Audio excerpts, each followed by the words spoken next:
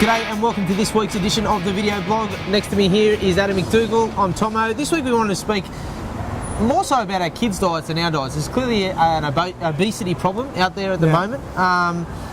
What do you put that down to? Look, a lot of people are saying our kids aren't getting outdoors like we used to when we grew up, but I always say diet's the most important thing.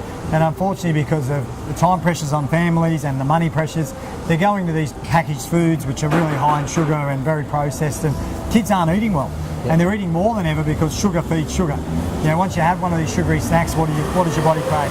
More sugar. So the biggest problem is kids just aren't eating real foods enough. You know, not eating enough vegetables, not eating enough fruit. They're eating too much takeaway food, and unfortunately they're really mimicking what the parents are doing as well.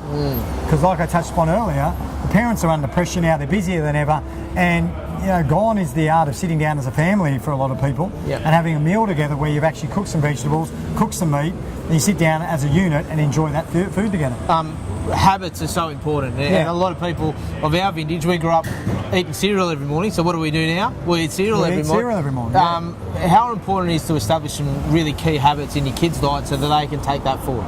Yeah, well, more importantly, from not only eating the wrong breakfast, a lot of people are skipping breakfast. You know, nearly 50% of Aussies skip breakfast. And, you know, realistically, the way that we've been built as human beings is that we find whatever we can when we're hungry that's going to meet our needs the quickest. And that's usually foods that are high in calories and sugar.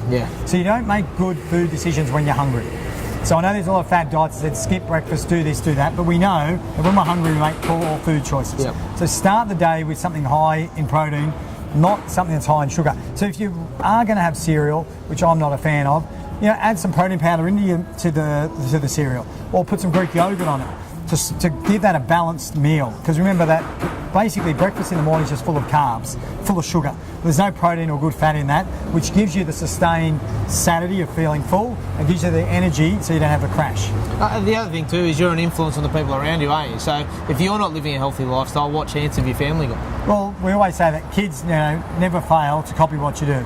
They don't do what you tell them to do, they do what you do. So, you know, like I was applauding everyone out there to do as a parent, is set a good example. You know, if you're overweight, your kid's going to be overweight. You know, realistically, look at yourself in the mirror today, because that's what your kid's going to look like in 20 or 30 years' time. And it's because of the choices that you're making today influence the habits that he is going to develop or she's going to develop, and it's going to be too late for them to do something about it. There you have it, some easy tips about how we can not just look after our own health, but those are the people we love most. That's it for this week. We'll see you next time.